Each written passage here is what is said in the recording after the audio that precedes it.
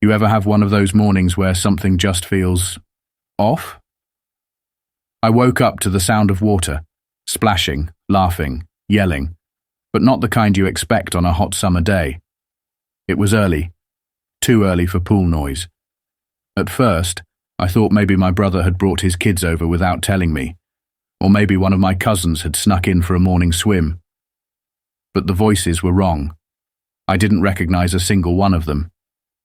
So I got out of bed, still groggy, walked over to the window, and pulled back the curtain. What I saw, I'll never forget it. There were kids, lots of kids, just launching themselves into my pool like it was a community water park. Cannonballs, belly flops, water flying everywhere. There were pool noodles, floaties, even one of those plastic kickboards. It looked like a full-on summer camp had moved into my backyard overnight. And then, there she was. Karen. Standing at the edge of the pool like some kind of self-appointed lifeguard general, barking instructions at the kids like she was running a professional swim class. Whistle around her neck, designer sunglasses, clipboard in hand. That woman had turned my private backyard into her personal swim academy, and she didn't even have the decency to look surprised when she saw me staring at her. Now let me explain something. Karen isn't just any neighbor. She's the one who writes HOA complaints if your trash bins are out 5 minutes past pickup. The one who glares at you if your lawn grows a little uneven. She once reported me for excessive wind chime noise. No joke. And somehow she always managed to get the HOA on her side. But this wasn't passive-aggressive anymore. This was full-blown trespassing. She didn't just bend the rules, she snapped them in half and danced on the pieces in my backyard. I threw on a shirt and walked out, heart pounding. And as I opened the back door, one of the kids even waved at me like I was the intruder. Karen didn't miss a beat. She kept shouting, "Big arms! Kick those legs!" like she was getting paid by the hour. I said her name, loud and clear. "Karen!" She finally turned to look at me, lowering her sunglasses slowly, like I was interrupting her business meeting. "Oh," she said, flat and dismissive. "It's you." No apology, no explanation, just pure Karen energy. I stared at her, baffled. "What's going on here?" I asked, trying to keep my voice calm. She didn't even flinch. "Swim class," she said, matter of fact. "They need practice, and your pool is perfect for it." My pool, my backyard, my house. And she was treating it like a public amenity. I couldn't believe the words coming out of her mouth. I asked if she had lost her mind. She scoffed and said, "It's just a pool. Don't be so dramatic." Then came the kicker. "It's a neighborhood pool. It belongs to the community." I blinked. "No, it doesn't. It's on my property. I paid for it. I maintain it. I pay the bills." She rolled her eyes like I was being selfish. "Well," she said, "not everyone has access to a safe place to learn to swim. This helps the neighborhood." I looked around. The kids were still splashing. The parents were lounging on my chairs, sipping from reusable water bottles and smiling like this was all perfectly normal. One of the moms even waved at me like I was the hired help. "That was it," I snapped. "Everyone out, now." A few parents shifted uncomfortably. Some looked at each other, whispering. One dad stood up and motioned to his kid, clearly embarrassed. But Karen? Karen folded her arms and gave me that look. The smug one. The "I've already won" look. "You're being incredibly rude," she said. "I already spoke with the HOA. They support this. I asked to see proof." She dug into her oversized beach tote and pulled out a flimsy piece of paper. Some generic HOA guideline about shared community spaces. I skimmed it. It didn't mention anything about my pool or private property at all. I handed it back. "This doesn't give you permission to take over my home," I said. She sighed, louder this time, like I was the one ruining the day. Then she turned to the group and said, This is exactly what I warned you about. Some people just don't understand how to be part of a community. And then, she kept going. Told the kids to keep swimming. Told the parents to ignore me. I couldn't believe it. I'd never seen someone so completely detached from reality. She actually thought she was doing me a favor. So I said the words I knew would hit her. If you don't leave, I'm calling the police. That got her attention. She paused, smirked. Go ahead, she said. The HOA will back me. You'll just end up looking like the villain who doesn't want children to learn how to swim. She had it all planned out. In her mind, she was the hero. I was the grumpy neighbor refusing to share. And the HOA. They'd proven before they were more than happy to back her nonsense. If I wanted to stop this, I'd have to play smarter, tougher, and much, much colder. Because the next time Karen stepped foot in my pool, it wouldn't be water she'd be diving into. I couldn't sleep that night. My brain just wouldn't shut off. I kept pacing around my house, staring out the back window like Karen was going to pop out of the bushes with another swim class.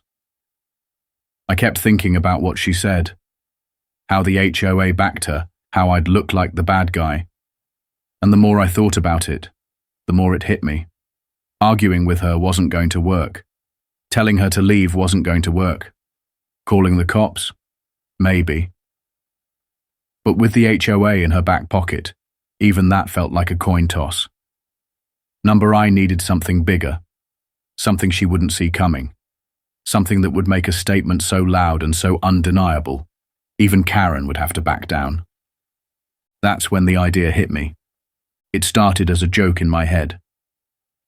What if I just filled the pool with ice? But the more I thought about it, the better it sounded. If Karen wanted to use my pool so badly, fine. Let her. Let her show up with her whistle and clipboard and her sense of superiority. But let her do it in a pool so cold, it'd make Antarctica feel like Florida. I didn't need permission. I didn't need a lawyer. I just needed ice. A lot of it. I spent the next day on the phone calling every ice distributor, ice plant and delivery service within driving distance. Most of them thought I was joking. Some even laughed. One guy asked if I was throwing the world's most aggressive cocktail party. But finally, I found a company that took me seriously. I told them I wanted my pool filled with solid blocks of ice, not just a few bags. I wanted enough to turn the water into a glacier. After some back and forth, they agreed. Delivery was scheduled for that evening. And I'll be honest, it wasn't cheap, but the satisfaction, worth every single penny. As the sun started going down, truck after truck showed up in front of my house. The neighbors peeked through their windows, confused. One of them even came outside and asked, "Are you doing some kind of winter-themed party?" I just smiled and said, "Something like that." The workers didn't even ask questions. They just unloaded block after massive block of ice, dumping them straight into the pool. The water hissed and cracked with every splash. Within the hour, the surface was completely covered in floating ice chunks. The bright blue pool was now a frozen wasteland. And I stood there, hands on my hips, admiring the absolute masterpiece I'd created. Let's see Karen turn this into swim class. The next morning, I didn't even need an alarm. I was already awake, waiting. And like clockwork, here came Karen. Right on schedule. Whistle swinging, sunglasses on, clipboard tucked under her arm like she was walking into her office. Behind her, the kids came running. Some of the parents followed, already dragging out my lawn chairs like they were setting up for a picnic. I stayed inside at first, watching from the kitchen, waiting for that moment. The first kid reached the edge of the pool. He paused, confused. Karen clapped her hands and shouted, "Let's go, jump in." So he did. A second later, there was a scream so loud it made my windows rattle. That poor kid shot out of the water like a torpedo, shivering and gasping, yelling, It's freezing. The parents jumped up. Another kid tried to get in, thinking maybe the first was exaggerating. Same result. Total chaos. Kids crying, parents yelling, trying to wrap them in towels. Karen ran over, clearly annoyed, and dipped her toe in. She screamed louder than the kids did. Her entire face changed. The smug look vanished. She looked like she'd just seen a ghost. Then she looked up, right at me. I was standing by the back door now, sipping coffee. When our eyes met, I smiled. She stormed over, leaving wet footprints all over the patio. "What the hell did you do to the pool?" she barked. I shrugged. Just some maintenance. Thought it was time to cool things down a bit. She was shivering, dripping wet, and furious. "You did this on purpose," she hissed. "You sabotaged it." I raised an eyebrow. "My pool. I can do what I want with it. You're the one trespassing, remember?" At that moment, one of the parents stepped forward, holding his shivering daughter in a towel. "Wait a minute," he said. "You told us this was a community pool." Karen's face went pale. "It is," she stammered. It's managed by the HOA." But she didn't sound confident anymore. Another dad chimed in. "So why is the homeowner the one controlling it? And why does he keep telling us to leave?" The murmurs started, the side glances. People weren't buying her story anymore. Karen tried to recover, waving her arms and saying it was just a temporary setback, that things would be back to normal soon. But no one believed her. They started packing up, grabbing their towels, leading their kids off my property without another word. I stood there the whole time, arms crossed, watching her little empire collapse in real time. And for once, Karen had nothing to say. She just glared at me, cheeks red from the cold and the embarrassment, before stomping off without another word. You'd think that would be the end of it. You'd think that after getting publicly humiliated in front of the entire neighborhood, Karen would lay low. But no. The next day, I got a letter from the HOA claiming I'd created a hostile environment and was in violation of community guidelines for denying fair access to shared resources. I couldn't believe what I was reading. They were trying to fine me. Again, for icing up my own pool. That was the moment I knew this went deeper than just Karen being Karen. She had pull with the HOA, and now they were trying to punish me for protecting my own property. But I didn't flinch. I didn't yell. I didn't even get mad. I handed the letter to my lawyer and said, "Handle it." And he did. Sent a response so fast and so aggressive that the HOA backed off within 24 hours. They dropped the fine, no explanation, just consider the matter resolved. But the real win wasn't just that the fine disappeared, it was that the parents started talking. The neighbors started talking. People who had blindly followed Karen's lead were now realizing the truth. She wasn't some friendly swim coach doing the community a favor. She was a manipulator, a user. And after what she pulled with my pool, her reputation was cracked, just like the ice floating in the water. She may have had the HOA before, but now she was losing them too. The thing about someone like Karen is that they don't take defeat lightly. They don't take it at all, really. Most people, after being exposed in front of an entire crowd of parents and kids, would feel some level of shame, maybe embarrassment, and have the good sense to stay quiet for a while. But not Karen. No, Karen doesn't believe she can lose. In her mind, the world just hasn't caught up to how right she is yet.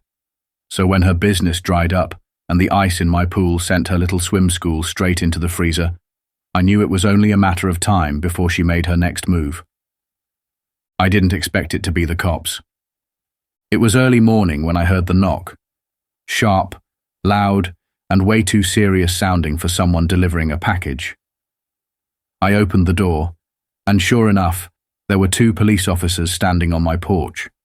One had a clipboard, The other had that look, polite but all business. "Are you the homeowner?" one of them asked. I nodded, already guessing where this was going. We received a complaint about a potential public safety hazard, something about a body of water on your property being made intentionally dangerous. I almost laughed. I wanted to say, "Let me guess, Karen."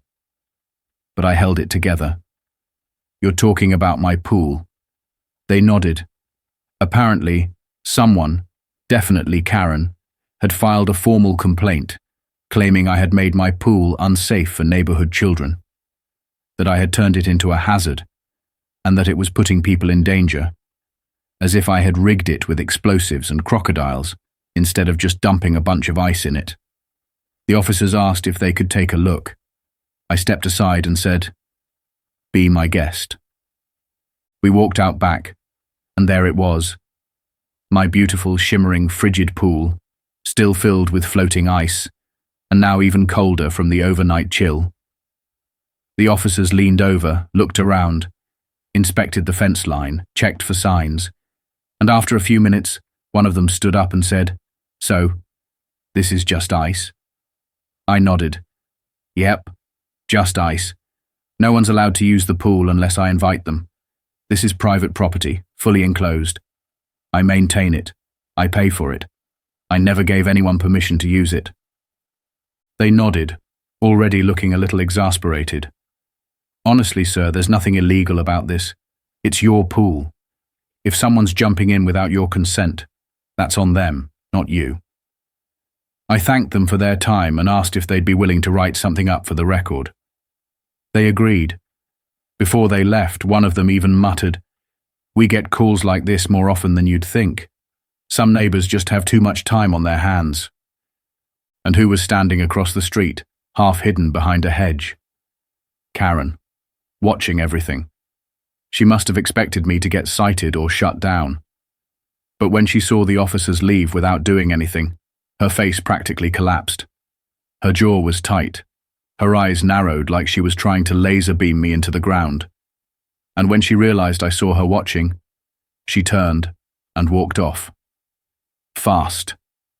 That's when I knew I hadn't just won a battle. I'd broken through that bulletproof shield of entitlement she always wore like a crown. The cracks were showing, and they were only getting wider. But just because Karen got embarrassed and exposed didn't mean the storm had passed. In fact, the next wave hit harder than I expected. The following afternoon, I received another envelope from the HOA, thick paper, fancy logo, looked official. I already knew it wasn't going to be good news, and sure enough, the letter inside accused me of creating a neighborhood disturbance and deliberately altering a shared amenity to prevent access. I had to read it twice to believe it. They were still trying to claim my pool was a shared community resource. Never mind the fence, the property lines, the fact that my name is on every tax and maintenance bill. Nope, because it was big and convenient. The HOA had apparently decided it belonged to them. They were threatening fines. Real ones this time. Steep ones. They said if I didn't restore the pool to its original condition and allow reasonable use by approved community members, they'd start charging me per day. I wasn't even angry anymore. I was amazed at the audacity. This wasn't just Karen playing games. This was the HOA fully backing her, bending rules that didn't exist, rewriting definitions to suit their narrative. And if I didn't push back hard, they'd get away with it. So I called my lawyer again. The same one who helped with the cease and desist letter. He barely skimmed the paper before shaking his head. "This is a joke," he said. "They don't have a legal leg to stand on. This is your private property. They're bluffing." We sent a response the same day, firm, direct, and copied to every member of the HOA board. It spelled out exactly how this was an abuse of power and that any attempt to enforce their imaginary fine would result in a very real lawsuit. Less than 24 hours later, I got another letter. This time, much shorter. The fine had been reconsidered and was no longer applicable. No apology, of course. No explanation. just a weak attempt to quietly backpedal and pretend they hadn't just tried to steamroll one of their own residents. But something had changed. Because by then, the ice incident had become the talk of the neighborhood. Not just the parents who'd shown up that day, but other neighbors too. People who'd always stayed quiet about the HOA. People who'd been fined for trivial things, or ignored when they filed real complaints. Suddenly, they were starting to connect the dots, realizing how much favoritism had been going on, how many little benefits Karen had been granted over the years, landscaping costs mysteriously reimbursed, petty violations waved away. It was all starting to unravel. For the first time, I wasn't the one being watched. They were, the HOA Karen, all of them. The tide was turning and they could feel it. And as for Karen, well, she wasn't done throwing tantrums just yet. But she was running out of people willing to listen. For the next few days, the neighborhood was quiet. Suspiciously quiet. No screaming kids echoing from my backyard. No HOA letters showing up like unwanted subscription renewals.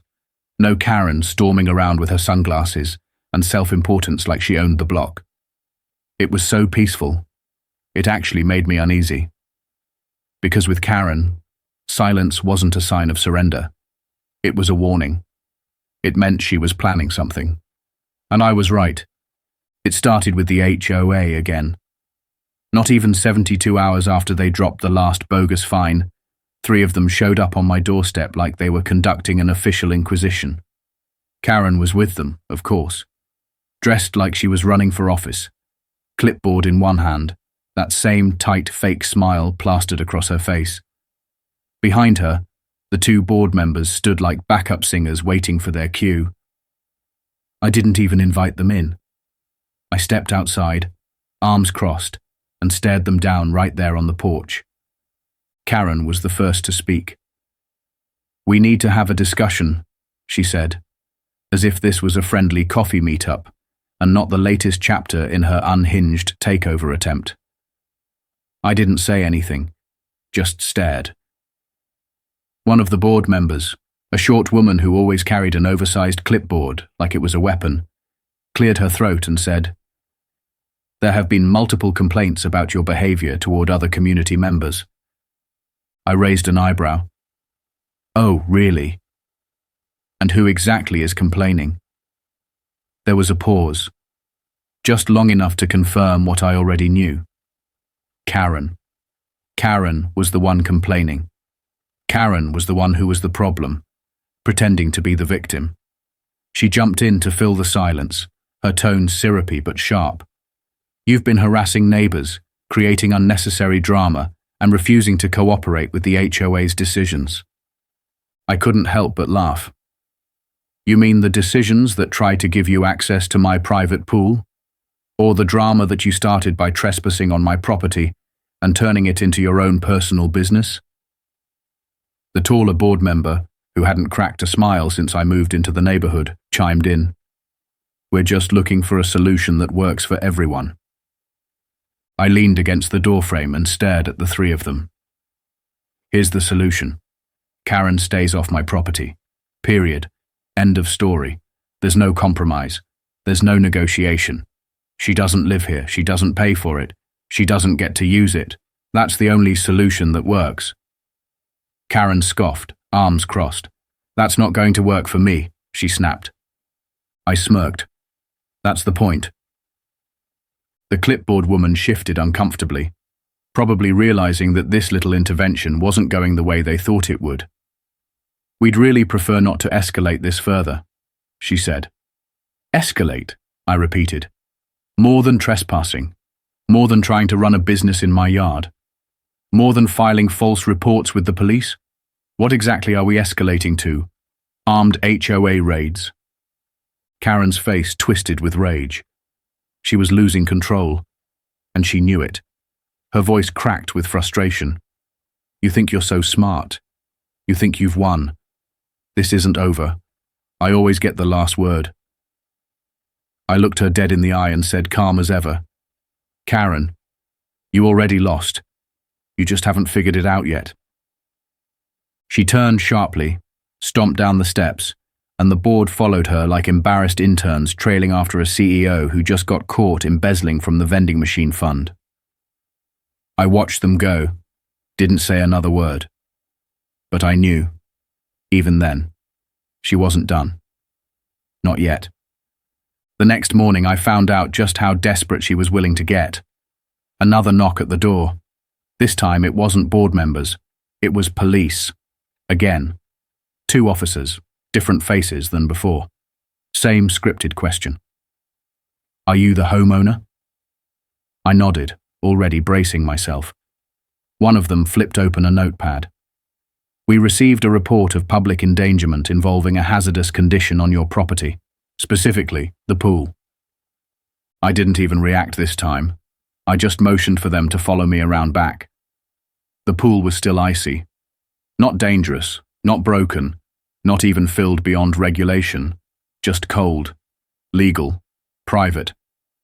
They inspected it, looked at the signs I'd posted, looked at the security fence, asked a few basic questions. Finally, one of them sighed and said, "Looks fine to us. No laws being broken here. Whoever filed the report might be confused about what counts as endangerment." I nodded slowly. Not confused, just entitled. They offered to file a basic report saying everything checked out. I thanked them. As they were leaving, I looked across the street, and there she was, Karen, standing by her window, pretending not to watch but absolutely watching. And when she saw the cops leaving without arresting me or issuing citations, she slammed the curtains shut like a child throwing a tantrum behind fabric. That's when I knew the game was over. She had played every card she had, manipulated the HOA, lied to the neighbors, tried to turn public opinion, even dragged law enforcement into it, and nothing stuck. Nothing worked. She'd officially run out of moves. And then, it got better. That evening, I got an email from the HOA president himself. Short, formal, almost like he was embarrassed to be typing it.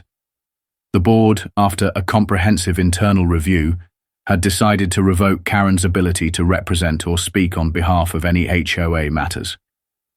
She was no longer authorized to lead, propose, or enforce anything. She had been removed from all committees, stripped of her title. Just another resident now. Nothing more. I couldn't stop smiling. The next few days were the calmest I'd experienced since this whole mess started. No HOA nonsense in my mailbox. No Karen peeking over fences. No random people showing up expecting swim lessons. For the first time in weeks, my pool was quiet. My backyard was mine again. And then, out of nowhere, I heard the words that made it all feel real. "She's selling." It was Margaret, my neighbor 2 houses down. Sweet old lady, not one to get involved in neighborhood drama. But even she had kept tabs on the Karen saga. She stopped me on my afternoon walk and said with a smirk, "She put the house up for sale. Looks like she's done."